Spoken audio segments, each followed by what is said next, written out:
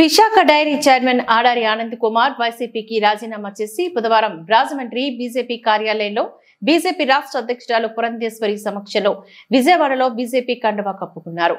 ఈ సందర్భంగా రాష్ట్ర అధ్యక్షురాలు పురంధేశ్వరి ఆడారి ఆనంద్ కుమార్ కు బీజేపీ కండువా కప్పి ఆహ్వానించారు.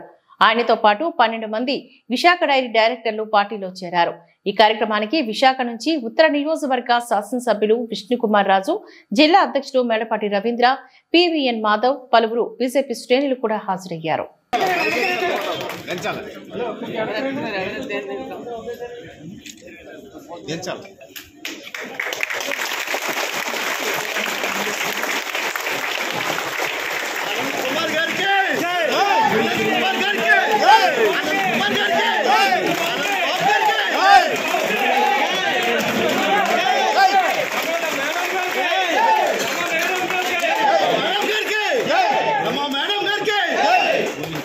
అందరూ